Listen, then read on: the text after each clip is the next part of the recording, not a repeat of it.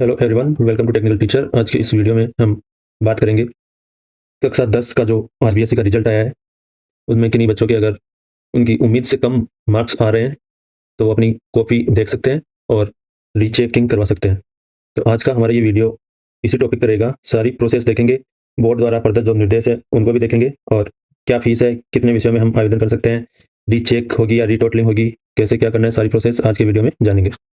इसके लिए आपको क्रोम ब्राउजर में बीएससीआर अजमेर या राज एजुकेशन बोर्ड लिख के सर्च करना है। तो हमारे पास जो रिजल्ट्स आ जाएंगे, इनमें से अपने को जो सबसे ऊपर board of secondary education show हो रहा है, हमें इस पर चले जाना है और यहाँ यूआरएल भी देख लेना है, raj.edu.rajasthan.gov.in। तो जैसे ही हम इस पर क्लिक करेंगे, हमारे पास आरबीएससी माध्यमिक शिक्षा बोर्ड राजस्थान का होम पेज ओपन हो जाएगा। अब इसमें जो हम राइट साइड में एक ऑप्शन देख रहे हैं, यहाँ सबसे ऊपर मेन एग्जामिनेशन रिजल्ट 2026 स्टैटिस्टिक्स, फिर अकाउंट सेंटर, बिल ईटीसी, फिर इसके जस्ट बाद ये ऑप्शन है स्क्रूटनी 2026। तो इस ऑप्शन पर हम क्लिक करेंगे। इस पर क्लिक करते ही हमारे पास यहाँ नोटिफिकेशन से हो रहा है। इसमें पंजीकरण की जो रजिस्ट्रेशन की लास्ट डेट है वो 31 मार्च है और लास्ट डेट दे रखी है, और हेल्प के लिए मोबाइल नंबर और ईमेल भी दी हुई है। तो हमें जो फॉर्म है उसके लिए जो इंस्ट्रक्शन है, सबसे पहले वो देखते हैं हम। तो इंस्ट्रक्शन हमारे सामने ओपन हो चुके हैं।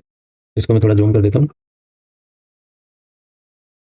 तो यहाँ दिया हुआ है कि जो जी इस बार एक नया जो खबर आई है वो ये है कि मैथ्स, इंग्लिश और साइंस, इन 3 सब्जेक्ट में री एग्जामिनेशन, एक तो होता है री टोटलिंग और एक होता है री एग्जामिनेशन। तो री टोटलिंग के बाद हमें इन 3 सब्जेक्ट में री चेक करवाने का भी ऑप्शन दिया जाएगा। तो इसके लिए आपको अपनी एक तो आईडी तैयार रखनी है, एक आपको जो रोल नंबर है, मोबाइल नंबर और एक ईमेल आईडी की जरूरत होगी। तो ये सब आप अपने पास एक जगह लिख कर रखें। उसमें जो गाइडलाइन है तो वो दे रखी है। इसमें कुछ टूल्स हैं कि हमें जो वेबसाइट है, ये वेबसाइट पे जाके फॉर्म ऑनलाइन करना है, और रिजल्ट आया उसके 7 दिन मिलेंगे हमें रीचेक करवाने के लिए। और यहाँ जो चार्ज है वो एक सब्जेक्ट के 400 रुपीज़, 400 रुपये लगेंगे। और अगर आप 31 मार्च के बाद अप्लाई करते हो तो आपके लेट फीस लगेगी 400 रुपये। तो 31 बाद अगर आप अप्लाई करोगे तो 800 रुपये लगेंगे पर सब्जेक्ट। और अभी आप 31 मार्च तक अगर अप्लाई करते हैं तो उसमें 400 रुपये पर सब्जेक्ट आपको रिटोटलिंग शुल्क देना पड़ेगा। यहाँ बाकी इंस्ट्रक्शन ये है कि स्क्रूटनी 2026 पे आपको क्लिक करना है, हार्ड कॉपी अपने को कुछ भेजनी है ऑनलाइन ई मित्र से, या आप अपने स्तर पर भी अप्लाई कर सकते हैं। और जो समीक्षा का मतलब है रीटोटलिंग, रीचेकिंग में जो आपके मार्क्स आए हैं उसमें वृद्धि भी हो सकती है और कमी भी हो सकती है। तो आप सोच समझ कर ये निर्णय लें कि आपके अगर 1-2 नंबर ही कम है तो आप रिस्क नहीं लें, और मान लो आपको 10-15 नंबर का अंतर आ रहा है तो आप जरूर रीचेक करवाएं। एप्लीकेशन फॉर्म की जो हार्ड कॉपी है, जो प्रिंट आएगा, उसको बोर्ड को भिजवाना नहीं है, अपने पास ही रखना है। आपको बस ऑनलाइन आवेदन पत्र सबमिट करना है। इस बार एक ये नया नियम और चालू किया गया है कि जो इंग्लिश, साइंस और मैथ्स, इनमें अपन कॉपी को वापस चेक भी करवा सकते हैं। रीटोटलिंग समीक्षा का मतलब है रीटोटलिंग। रीटोटलिंग में केवल आपके जो मार्क्स दिए गए हैं उनको फिर से जोड़ा जाता है या चेक किया जाता है कि कहीं मार्क्स गलत तो फिटिंग नहीं हो गए। तो रीटोटलिंग के बाद जो कॉपी देखेंगे उसके बाद उस कॉपी पे हम ऑब्जेक्शन आपत्ति लगा सकते हैं या पुनः जांच री एग्जामिनेशन करवा सकते हैं। तो ऑब्जेक्शन लगाने का जो शुल्क रहेगा वो 100 रुपये प्रति विषय रहेगा, और अगर अपन पुनः चेक करवा रहे हैं तो उसमें एक ही क्वेश्चन के 100 रुपये लगेंगे, 100 रुपये पर क्वेश्चन। और ये जो री एग्जामिनेशन होगा ये केवल इन 3 सब्जेक्ट में ही होगा, लेकिन इन्होंने शुल्क बहुत ही ज़्यादा रखा है, एक क्वेश्चन के 100 रुपये। तो पहले आपको अपनी कॉपी देख लेनी है मंगवा के, उसमें रिटोटलिंग के बाद ही वो अपलोड करते हैं। फिर उसमें भी आपको कुछ दिक्कत लग रही है तो आप पुनः जांच करवा सकते हैं। पुनः जांच केवल इन 3 सब्जेक्ट में करवा पाएंगे, और बाकी सब्जेक्ट में इन 3 के अलावा आपको कोई ऑब्जेक्शन लग रहा है तो आप उस पर ऑब्जेक्शन लगा सकते हैं। तो इस तरह से ये निर्देश दिए गए हैं, आप इन निर्देशों को एक बार अच्छी तरह से पढ़ लें।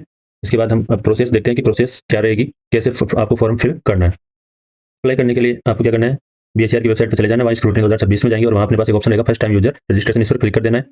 इस पर जैसे ही हम क्लिक करेंगे हमारे पास कुछ इस तरह से एक पेज ओपन होगा, जिसमें यहाँ सबसे पहले आपको अपनी क्लास सेलेक्ट करनी है। इसके बाद आपको अपने रोल नंबर एंटर करने हैं, फिर मोबाइल नंबर आप अच्छे से डालें क्योंकि जो भी मैसेज अपने को प्राप्त होगा इसी मोबाइल नंबर पे आएगा। और आप अपनी ईमेल भी, जो जिसके पासवर्ड आपको पता हो, जो आपके मोबाइल में कहीं लॉगिन हो, वही डालें, क्योंकि जो कॉफ़ी से रिलेटेड जो भी हमारे पास सूचनाएं आएंगी वो इसी ईमेल पर आएंगी। यहाँ आपको बैंक अकाउंट नंबर डालना है, अकाउंट होल्डर का नाम लिखना है, किसके नाम से, आप अपने पेरेंट्स का भी अकाउंट नंबर यहाँ पर दे सकते हैं, या खुद का है तो और भी अच्छी बात है। बैंक का आईएफएससी कोड आपको सर्च कर लेना है, बैंक की जो ब्रांच है वो कौन सी सिटी में, उसके हिसाब से आप सर्च कर सकते हैं, या आपकी जो पासबुक के फर्स्ट पेज पे भी लिखा हुआ रहता है बैंक ब्रांच नेम, ब्रांच का नाम लिखना है, कौन सी सिटी की है।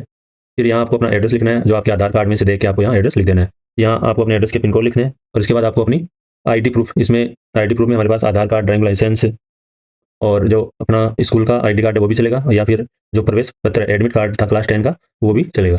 ये सभी डिटेल भर के हमें लास्ट में ये जो कैप्चा रहेगा ये फिल करके और रजिस्टर पर, यहाँ हमारे पास एक चेक बॉक्स भी रहेगा, इस पर क्लिक करके रजिस्टर कर देना है। तो हमें मोबाइल नंबर और ईमेल का बहुत ही ध्यान रखना है, क्योंकि हमारे पास जो लॉगिन के लिए आईडी पासवर्ड आएंगे वो इसी मोबाइल नंबर पे आएंगे जो आपने भरा है। रजिस्टर पर क्लिक करते ही हमारे पास एक ओटीपी आएगा, वो ओटीपी आपको यहाँ जो येलो शो हो रहा है, यहाँ आपको ओटीपी भर देना है। ओटीपी अगर नहीं आया हो तो आप अपने मोबाइल नंबर और इनको जांच लें। तो इस तरह से रजिस्टर होते ही हमारे पास यूज़र आईडी और पासवर्ड आ जाएगा, जो हमारे पास मैसेज में आ जाएँगे। इनसे अपने को लॉगिन करना है। इसके बाद आपको यहाँ जो सब्जेक्ट है वो सेलेक्ट कर लेने हैं, और सब्जेक्ट सेलेक्ट करने के बाद यहाँ आपको पे नाउ पे क्लिक करके जो फीस है वो पे करनी है। तो ये प्रोसेस रहेगी, और अभी हम देखेंगे कि एक फॉर्म भर के देखेंगे, उसमें वो आपको और अच्छे से समझ में आ जाएगा। तो रिटोटलिंग समीक्षा फॉर्म भरने के लिए आपको फर्स्ट टाइम यूज़र रजिस्ट्रेशन का जो ऑप्शन है, इस पर आपको क्लिक कर देना है। जैसे इस पर हम क्लिक करेंगे, हमारे पास ये पेज ओपन हो जाएगा। इसमें आपको सबसे पहले अपनी क्लास सेलेक्ट कर लेनी है। तो अगर आप संस्कृत माध्यम वाली स्कूलों से हैं, प्रवेशिका, तो प्रवेशिका ऑप्शन सेलेक्ट करना है, और इंग्लिश मीडियम या जो जनरल हिंदी माध्यम की स्कूल हैं, उसके लिए आपको सेकेंडरी वोकेशनल सेलेक्ट करना है। इसके बाद यहाँ आपको रोल नंबर भरने हैं, यहाँ मोबाइल नंबर, यहाँ ईमेल। तो आपके जो रोल नंबर है वो आपको एडमिट कार्ड से यहाँ भर देने हैं। ये सभी डिटेल आपको भर लेनी है। अकाउंट नंबर, अकाउंट होल्डर का नाम जिसके नाम से अकाउंट है, इसमें आप अपने या तो अपना अकाउंट नंबर लगा दें, या आपके पास बैंक अकाउंट नहीं है तो अपने पापा या मम्मी का अकाउंट नंबर लगा सकते हैं। इसके बाद एड्रेस आ जाएगा, यहाँ पे पिन कोड आ जाएंगे। अब यहाँ अपलोड आईडी प्रूफ, तो इसमें हमारे पास ऑप्शन है एडमिट कार्ड 10वीं का जो प्रवेश पत्र था वो लगा सकते हैं, Aadhaar card, PAN card, voter ID. तो सबसे बढ़िया तो अगर एडमिट कार्ड है तो ये लगा दो, ये नहीं है तो आधार कार्ड लगा दो। और इसके बाद यहाँ आपको आधार कार्ड की पीडीएफ अपलोड करनी है। तो इसके लिए आपको चूज फाइल पर क्लिक करना है। इसके बाद जहाँ भी आपने अपनी फाइल सेव कर रखी है वो यहाँ पहले से सेव करके रखें और उसको अपलोड कर दें।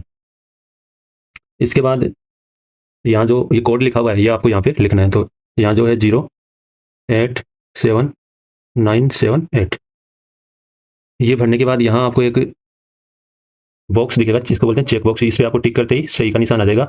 तो यहाँ पे ये दिया है कि मुझे उत्तर पुस्तिका की स्कैन प्रति की आवश्यकता है। मैंने खुद ने परीक्षा दी है, निर्देश मैंने पढ़ लिए हैं। तो ये इस पर क्लिक करने के बाद आपको यहाँ रजिस्टर पर क्लिक कर देना है। जैसे रजिस्टर पर क्लिक करेंगे, यहाँ मेरे पास मैसेज आया कि जो आईडी प्रूफ है उसकी साइज़ 500 केबी से कम होनी चाहिए। तो आप पहले से ही उसकी साइज़ 500 केबी से कम कर ले। इस फाइल की साइज़ 500 केबी से ज़्यादा है, इसलिए ये सबमिट नहीं हुआ। तो हम फिर से एक बार ये पीडीएफ फाइल अपलोड करेंगे उसकी साइज़ 500 केबी से कम करके। अब एक बार फिर से पीडीएफ की वो साइज़ जब हमने कम कर लिया और एक बार फिर से अपलोड करेंगे, तो चूज़ फाइल पे क्लिक करके जहाँ भी आपने सेव की है पीडीएफ वो ओपन करके यहाँ अपलोड कर दोगे। और वापस से मैं रजिस्टर पर क्लिक कर रहा हूँ।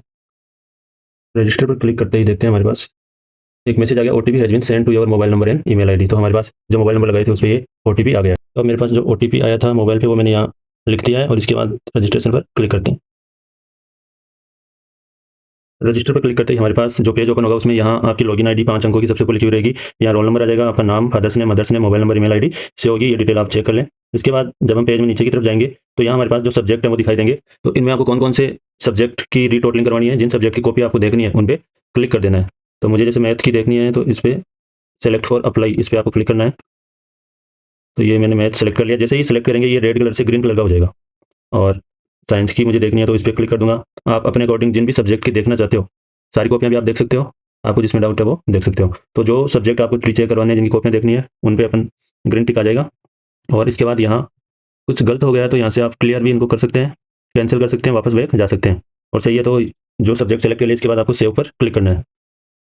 सेव पर क्लिक करते ही हमारे पास एक मैसेज आएगा जिसमें ये दिखाई देगा कि हमने कौन कौन से सब्जेक्ट अप्लाई किए हैं। और एक बार ध्यान से सब्जेक्ट देख लें क्योंकि मैसेज में लिखा है no modification will be allowed afterward. इसके बाद कोई संशोधन का ऑप्शन नहीं दिया जाएगा। अगर ये सही है तो आपको अप्लाई एंड कंटिन्यू पे क्लिक करके फीस जमा करानी है, सही नहीं है तो इसको कैंसिल करके क्लोज करके वापस से सेलेक्ट करें और अपने सही सब्जेक्ट चुनें। तो मेरे केस में ये सब्जेक्ट सही आ रहे हैं, साइंस और मैथ। तो मैं अप्लाई एंड कंटिन्यू पे क्लिक करता हूँ।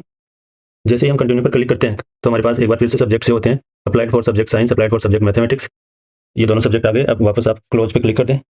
क्लोज पे क्लिक करने के बाद हमारे यहाँ सबसे नीचे ऑप्शन जो आएगा वो है पे नाउ का ऑप्शन। पे नाउ पे क्लिक करके हमें इनकी जो फीस है एक सब्जेक्ट की 400 रुपये वो आपको पे करनी है। इस 400 रुपये में आपको एक सब्जेक्ट की रीटोटलिंग हो जाएगी, और रीटोटलिंग करने के बाद ही बोर्ड उन कॉपियों को अपलोड करता है जो आप डाउनलोड करके देख पाएंगे। तो मैं पे नाउ पे क्लिक करता हूँ।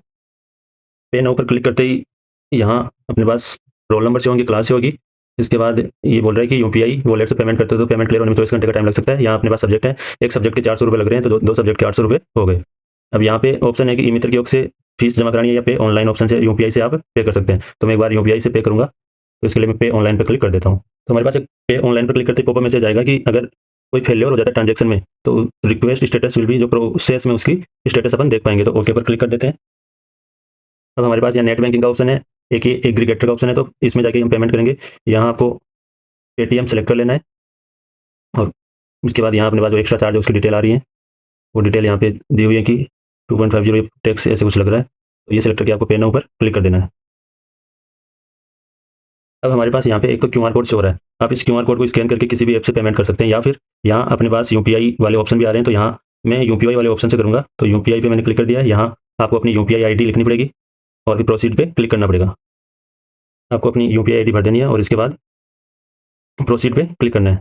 जैसे ही हम प्रोसीड पे क्लिक करेंगे तो मेरे पास एक मैसेज आ गया, ओपन गूगल पे ऐप टू कंप्लीट। मेरे पास मोबाइल में नोटिफिकेशन आ जाएगा। मेरे पास जो भी ऐप मैंने जिस ऐप की यूपीआई आईडी लगाई है उस पे जाके इस ट्रांजैक्शन को कंप्लीट करना है।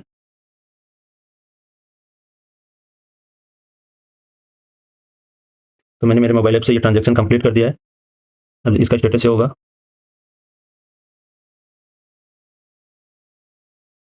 पेमेंट करने के बाद यहाँ ट्रांजैक्शन डिटेल अभी शो नहीं हो रही है। इनमें मैक्सिमम इस तरह से हमारा फॉर्म भरा गया है। अब इसका जो स्टेटस चेक करने के लिए हम यहाँ क्लिक हियर टू लॉगिन पे जाके देख सकते हैं। लॉगिन करने के लिए यहाँ आपको जो आईडी थी 5 अंकों की लॉगिन आईडी वो भर देनी है और पासवर्ड में आपको मोबाइल नंबर भरना है। आपने जो मोबाइल नंबर रजिस्ट्रेशन के टाइम भरे थे वही आपके पासवर्ड रहेंगे और लॉगिन पे क्लिक कर देना है।